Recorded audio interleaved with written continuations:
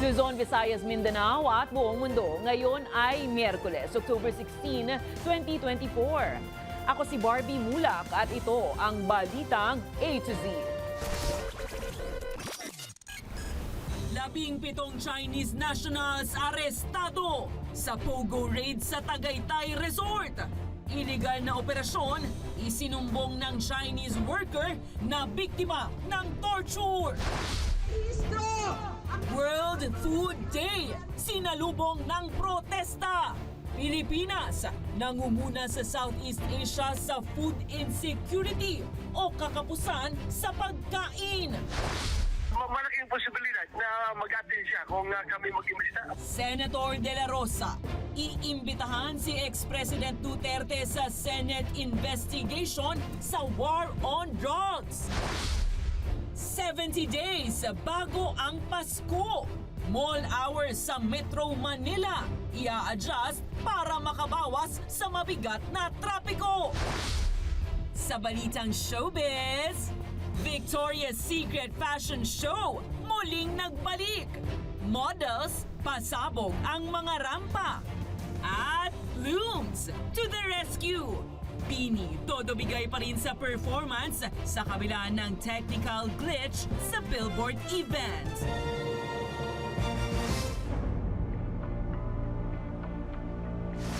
Magandang gabi, pambungad sa ating newscast.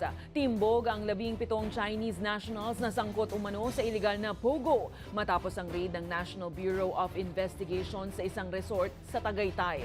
Natunton ng mga otoridad ang operasyon matapos itong isumbong ng isang Chinese worker na biktima umano ng torture. May balitang A to Z si Naomi Almojano. Nakahubad na nadatna ng mga tauhan ng National Bureau of Investigation ang 17 Chinese nationals, kabilang ang 4 na babae na pinaghihinalaang sangkot sa operasyon ng iligal na Pogo. Nang pasukin ng mga otoridad ang resort sa Tagaytay na nagsisilbing base ng mga suspect, tumambad ang mga computer workstations at mga cellphone na ginagamit umano sa operasyon ng online scam at online gambling.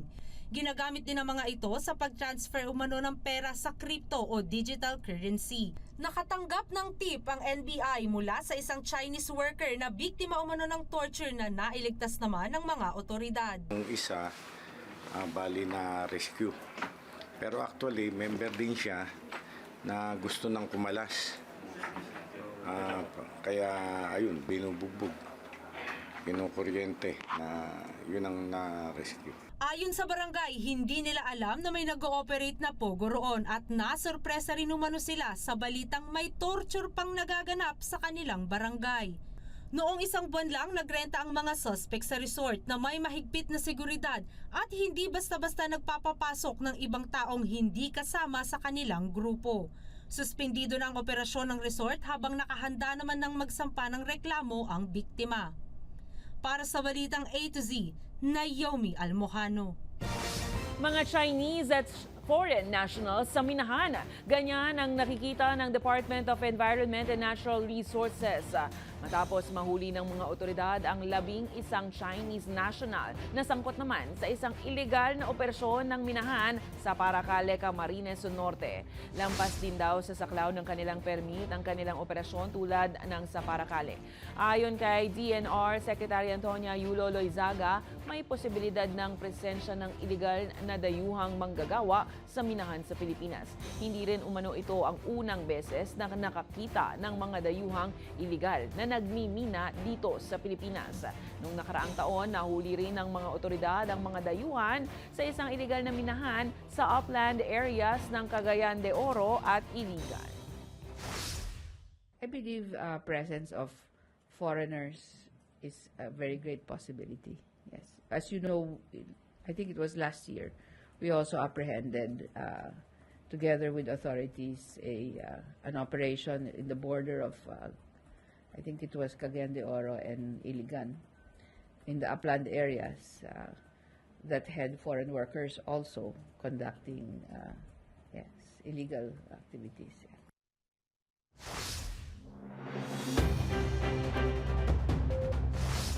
Ang Pilipinas ang nangunguna sa Southeast Asia pagdating sa food insecurity o kakupusan sa pagkain ayon sa Ibon Foundation. Kaya ngayong World Food Day, nagprotesta ang mga magsasaka at mangingisda dahil mas akmaan nilang tawagin itong Hunger Day para sa milyong-milyong Pilipino. May balitang A to Z si Ace Cruz. Isang order ng gulay na tig 30 pesos at libreng sabaw. Yan ang tanghalian ng construction worker na si John para mapagkasya ang nawang budget. Medyo bitin pero ganun talaga sir, taste lang. Kasi yung ulam hindi kakasya sa marami mong kanin eh. Kaya magsasabaw ka na lang. Kahit tipirit ang arawang 300 pesos na budget, malaki anyang halaga na pupunta lang sa pagkain. Kaya ako yung 650 sahod ko, kulang. Eh kung may sa pamilya ko pa, hindi kakasya. Ayon sa Ibon Foundation, ganito ang sitwasyon ng karaniwang Pilipino sa gitna ng kaliwat ka ng pagtaas ng presyo ng bilihin. Kahit dahil kulang na kulang ang kita ng karaniwang pamilyang Pilipino, pati itong relatibong murang pagkain, hindi nila kinakaya. So sa amin, yun ang isang bahagi ng food security na nakakalimutan. Batay sa datos ng UN Food and Agriculture Organization, nangunguna ang Pilipinas sa Southeast Asia sa food insecurity na dinaranas ng tinatayang 51 milyong Pilipino. Ayon sa grupong Bantay Bigas, ang World Food Day ay tila naging Hunger Day. Dahil dyan, nagsama-sama ang hanin ng magsasaka at mangisda sa tanggapan ng Department of Agriculture o DA para kalampagin ito ng mga kaldero at kawali. Anila, walang nangyari sa mga pangakong pababain ang presyo ng bigas at iba pang bilihin. Karapalang pangloloko ng gobyerno doon sa palagi niyang pangako na bumababa na yung presyo ng bigas, pero sa realidad ay walang pagbaba ng presyo ng bigas. Kung meron man mas mababang presyo na nabibili ay ito yung nandun sa Kadiwa Centers. Ang kailangan anila sa ngayon ay suporta sa mga magsasaka, bagay na sinugundahan ni Senadora Amy Marcos. Importation is not the answer to food sufficiency. Ang kinakailangan natin gawin ay palakasin, suportahan, tangkilikin ang sariling magsasaka natin dito sa Pilipinas. Kung susumahin, hindi rin anya nakatulong pagbababa ng taripa sa mga imported na bigas. Na habang binabagsak ang taripa, tumataas naman ang presyo. Ngayon, binagsak sa 15%, pero nakapako na yata sa 60-62 ang kada kilo ng bigas. Nauna rito, hinimok ni Pangulong Ferdinand Marcos Jr. ang kapwa heads of state sa nagdaang ASEAN Summit na protektahan ang sektor ng agrikultura bilang paghahanda sa anumang kalamidad na posibleng makaapekto sa food security sa rehiyon. Para sa Balitang A to Z, Ace Cruz. Abiso sa mga ka-A to Z, tila kailangan pa ng mas mahabang pasensya uli dahil papalapit na ang undas season at Christmas season. Kaya asahan na po ang mas mabigat na daloy ng trapiko sa kahabaan ng EDSA. Kaya naman ang MMDA ipatutupad ng ahensya ang ilang mga polisiya para maibsan kahit papaano ang traffic ngayong holiday season. Kung ano yan, alamin sa Balitang A to Z ni Ian Maghanoy. Sobrang imbena na, mainit na. Pagpasok mo, fresh ka. Pag-uwi mo, ay pag-galing mo sa office, basang sisiw ka na. Sobrang init at traffic. Yan ang palaging daing ng pasaherong si Marvin sa araw-araw na pagsubok sa trapiko sa EDSA, papasok at pauwi sa trabaho. Sa ngayon kasi, nasa lagpas 400,000 mga sasakyan kada araw ang bumabiyahe sa EDSA ayon sa pinakabagong tala ng Metropolitan Manila Development Authority nitong Setyembre. Pero sa pagbagal ng trapiko, mahabang pasensya rin ang palaging inaasahan sa tao. Asahan kasi ang mas mabigat na daloy ng trapiko sa mga pangunahing kalsada ng Metro Manila na kadalasang nadaragdagan ng 10 hanggang 20% ang volume ngayong holiday season dahil sa dagsa ng commuter at mga sasakyan. Normally, umaabot tayo na halos 500,000 pag habang lumalapit yung Christmas season. We expect na before undas, bibigat pa yan. Then after undas, dire-diretso na yan hanggang Christmas time na. Kaya't pakiusap ng MMDA sa 131 mga malls ng NCR, pahabain pa ang oras ng kanilang operasyon. Balak simulan ang pulisiya sa November 18 hanggang December 26. Adjustment ng mall hours, yung pong ating pong mall hours, ang open ay 11 a.m. 11 a.m. ang opening, pero yung closing po, makikiusap po kami sa inyo na i-extend sana para yung mga kababayan po natin na umiiwas ng traffic sa gabi ay meron pa po silang mapuntahan. Lilimitahan din ang mall deliveries ng alas 11 ng gabi hanggang alas 5 ng madaling araw at pagbabawalan ang mall-wide sale maliban sa individual na sale kada tindahan. Samantala sa mga kontraktor, walang roadworks sa holiday season maliban sa emergency repairs habang balik operasyon ang road diggings sa December 26 hanggang January 2. Ang observation naman po namin by December 26 hanggang January 2, wala pong masyadong sasakyan. Kalimitan po nasa probinsya ang mga tao. So, maluwag po sa Metro Manila. Binigyang diin naman ng MMDA na mas mabilis na ngayon ang biyahe sa northbound na nasa 19.95 kilometers per hour habang southbound naman ay 18.13 kilometers per hour. So, with the 421,000 na volume ng vehicle per day, bumagal din po siya from 21 naging 19.9 something. Pakiusap ng MMDA sa publiko, gamitin ang pampublikong transportasyon para mas mabilis ang biyahe. Mas mabilis po talaga sila na makakarating sa kanilang pupuntahan by using this public transportation system. Pero giit ng commuter, hindi ito madali. Mahirap tuwing umaga, traffic sobra po. Pag maulan, sobrang traffic. Sa ngayon, nakikipag-ugnayan na ang MMDA sa EDSA bus carousel at railway stations tulad ng MRT at LRT para pahabain pa ang kanilang operating hours. Para sa Balitang A to Z, Ian Maghanon. Ipatatawag mismo ni Senator Ronald Bato de la Rosa si dating Pangulong Rodrigo Duterte sa isasagawang Senate investigation patungkol sa madugong war on drugs. Nanindigan naman si House Quad Committee Chairperson Ace Barbers na mas mabibigyang ngipin ang panukalang batas laban sa extrajudicial killings dahil sa mga nabunyag sa Kamara. May Balitang A to Z si Kim Salinas. Comsec, please call the roll. Para maging patas umano sa mga pangalang nabanggit sa mga pagdinig sa Kamara, magpapatawag rin si Senator Ronald Bato de la Rosa ng hearing sa Senado kaugnay sa war on drugs noong Duterte administration. Naniniwala siyang dadalo mismo sa Senado ang dating Pangulong Rodrigo Duterte. Malaking posibilidad na mag-attend siya kung kami mag-imbita kasi mas kuwaman siya, mukhang mas komportable siya dito sa Senado kaysa lower house. Nirerespeto naman ni House Quadcom Chairperson Ace Barbers ang plano ni De La Rosa, pero dagdag niya, nananatiling bukas ang Kamara sakaling maisipang humarap ni Senador Bongo at De La Rosa sa mga kongresista. Ang aming intensyon is in aid of legislation. Wala akong pakialam kung sinong masagasaan, sinong matamaan, basta ang katotohanan lang ang aming layunin. Ani ni Barbers, dahil sa mga pagdinig sa Kamara, nabuo ang House Resolutions 10986 o Extrajudicial Killing Act na magbibigay ngipin sa batas laban sa mga paglabag sa karapatang pantao. Basta taong gobyerno ka or person in authority and then you implemented such a killing or a murder, it will now be considered as a extrajudicial killing. Sabihin mang in aid of election sa halip na in aid of legislation ang pagdinig sa Kamara, natutuwa pa rin ang abogado ng mga biktima sa nabunyag sa mga hearing. Sana ito yung isang paraan para mapagtagpi mo na yung pag-intindi ng mga tao na ang war on drugs ay binubuo ng individual na mga patayan. Gayunman, naninindigan ng Kamara na hindi ibabahagi ang resulta ng Quadcom hearings sa International Criminal Court o ICC. Hindi ho kami magbibigay ng dokumento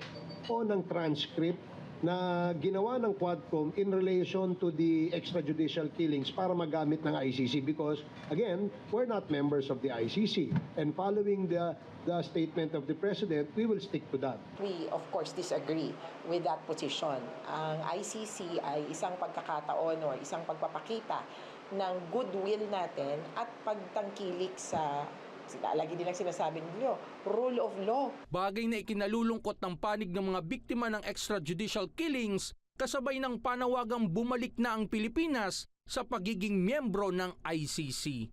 Para sa Balitang A to Z, Kim Salinas.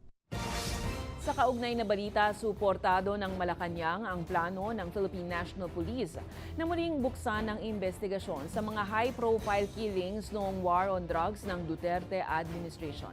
Ayon kay Executive Secretary Lucas Bersamin, nagpapakita na pinapahalagahan ng Marcos Jr. administration ang makatarungang pagbibigay hustisya at pagsunod sa batas ang muling pagbubukas ng investigasyon.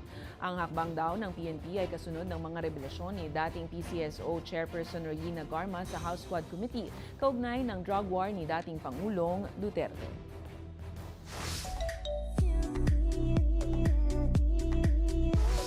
Nagkaaberya sa audio ang performances ng dalawang P-pop giants na SB19 at BINI sa Billboard Philippines event sa Mall of Asia Arena nitong Miyerkules, October 16. Sa live performances ng Nations Girl Group na BINI at SB19, tila nagputol-putol ang sound system habang tinutugtog ang kanilang mga hit songs. Sa kabila ng technical issue, go, go, go pa rin sa performance ng BINI at SB19 kung saan nag-akapela pa sila. Pero habang kumakanta ang mga fans ng kasama nila para suportahan ang kanilang idols. Ang BINI at SB19 ang mga last two artists na tumuntong sa stage para sa naturang event. Wala pa namang pahayag ang Billboard Philippines ukol sa pangyayari.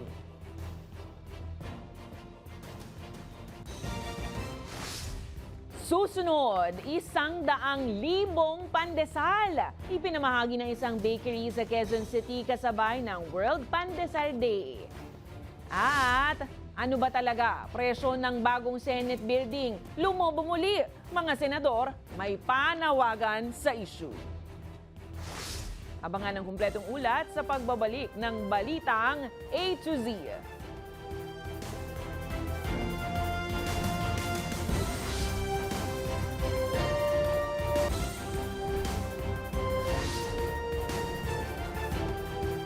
Walang matigas na pandesal sa mainit na kape at wala nang sasarap pa sa mainit na pandesal, lalo na kung libre. Yan ang kasabihan ngayong ika-10 World Pandesal Day. Libo-libong pandesal nga ang ipinamahagi ng Kamuning Bakery sa Quezon City kasabay ng World Hunger and Food Day. Ang Balitang A to Z ni Naomi Almojano.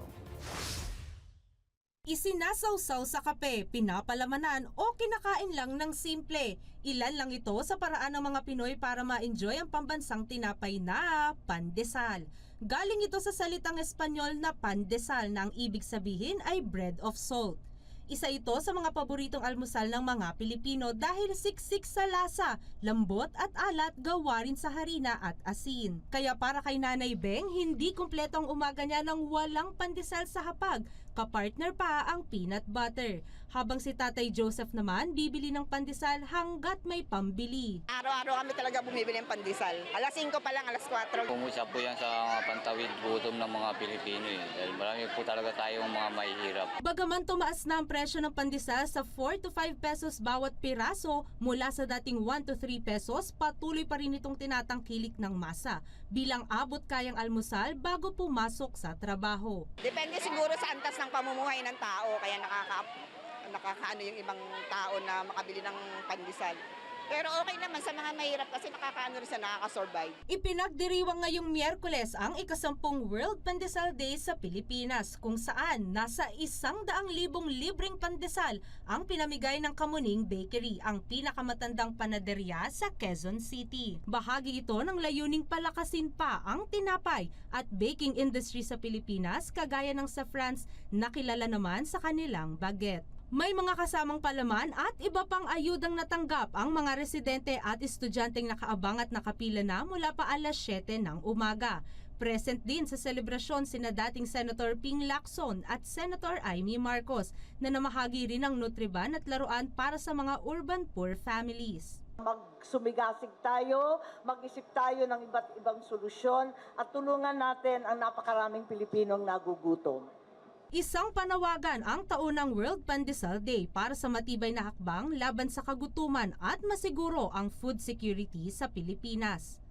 Para sa Balitang A to Z, Naomi Almojano.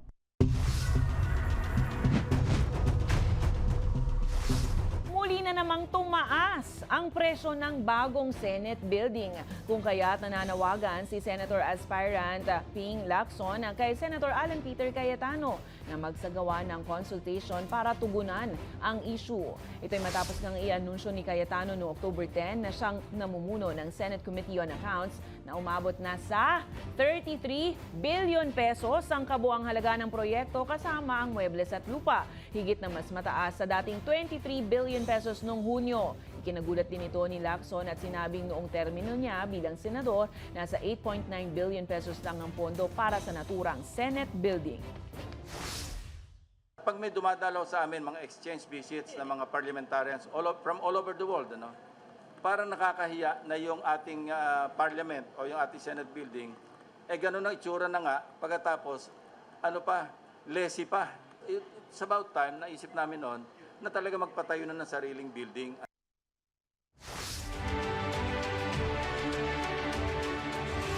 Nagbabala ang Department of Social Welfare and Development laban sa mga politikong maaaring gumagamit sa kanilang ahensya para makadagdag pansin habang papalapit ang 2025 elections.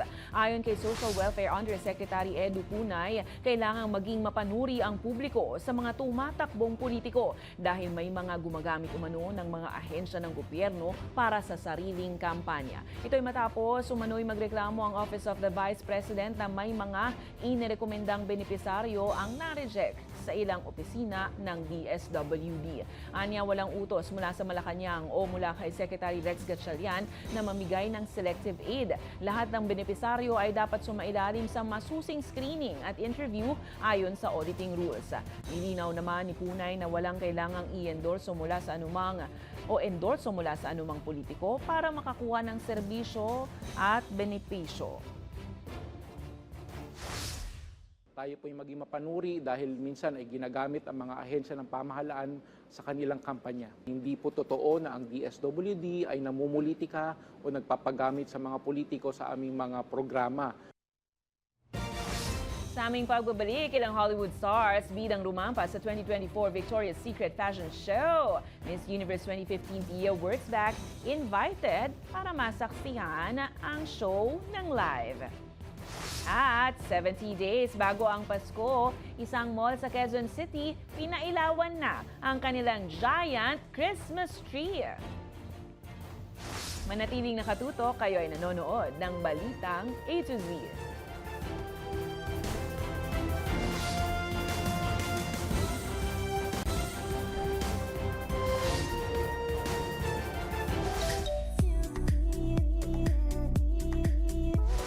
Nagpasiklab sa runway ang ilang sikat na Hollywood celebrities para sa 2024 Victoria's Secret Fashion Show. Presentin ng ating very own Pia Wurtzbach na personal na nasaksihan ang show. Makichika sa Balitang A to Z Showbiz ni Lane Garcia.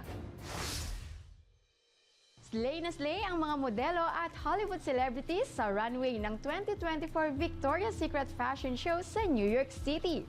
Dahil beauty of all sides and aspect ang peg na talaga namang nakaka-empower ng mga kababaihan. Sa opening pa lang, napabilib na ang lahat sa energetic performance ng diva na si Cher para sa hit song niya na Believe. Spotted ang ilang celebrities na nagpasabog ng kaseksihan at kagandahan sa stage. Una na si Lisa ng Blackpink sa kanyang rockstar look. Wow na wow siya sa kanyang performance ng kanyang latest singles na Rockstar at Moonlit Floor na talaga namang inabangan ng mga fans.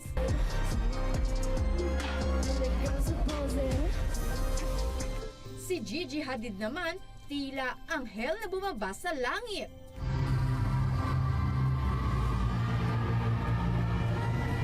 Historic din ang pagrampa ng transgender model na si Alex Consani at legendary comeback ni Tyra Banks sa edad na 50. Wala pa rin kupas ang America's top model host. Stunning! Of course, present rin si Miss Universe 2015 Pia Wurtzbach na personal na meet ang mga model para ma-witness ang prestiyosong show wearing her stunning pink silky dress. O diba? Bongga! Para sa Balitang A to Z Showbiz, Lane Garcia.